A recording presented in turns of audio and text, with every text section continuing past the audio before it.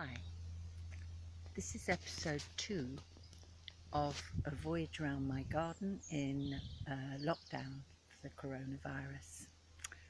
I'm sitting in one of the structures that my husband Cole built. It's a structure covered by Clematis montana and provides shelter in the heat of the day, which is something that neither Cole nor I liked at all. The house was bought by Cole and my daughter-in-law without me having a say in it at all, because I was in Liverpool doing story making at the Walker Art Gallery. Cole rang me up and said, "Maria and I have seen a house that we think you'll like in Stowmarket.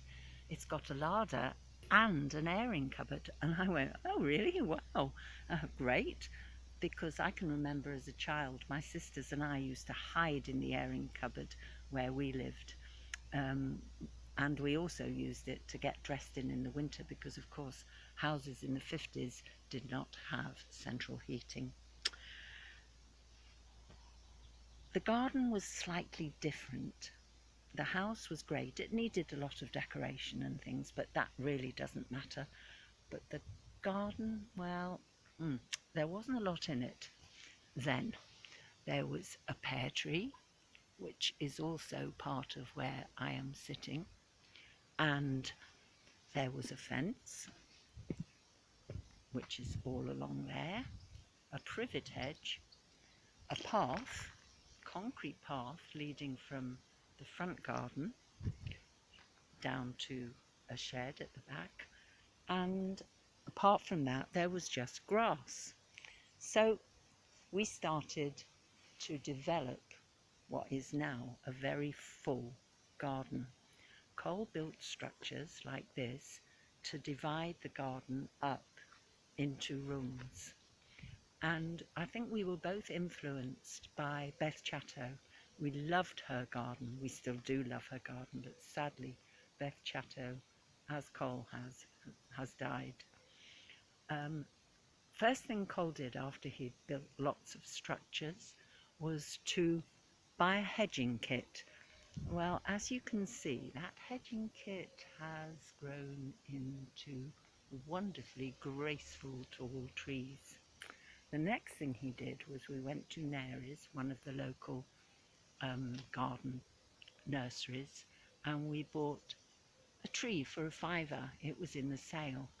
And that little tree was about 3 foot high.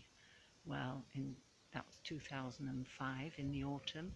It is now, I would think, probably, well, it's as high as the house. It must be about 30 foot. It's a very graceful conifer, which has a sort of spiral shape that you can see from the house. You can see it a little bit here, but perhaps not as much.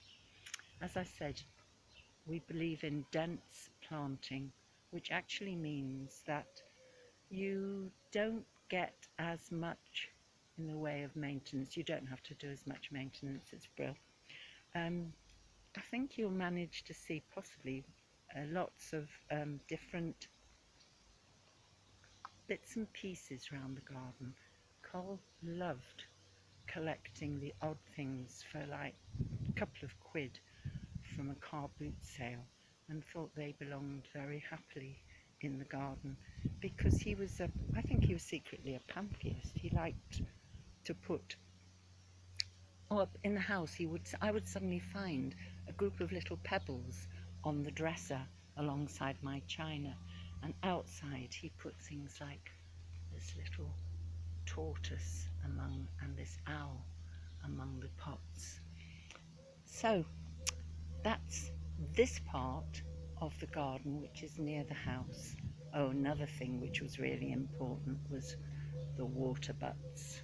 We have at least 6 water butts because Col has always insisted that this part of the country, East Anglia, is as dry as Saudi Arabia. Okay, I'm going to sign off now, and I'll do the rest of the garden tomorrow.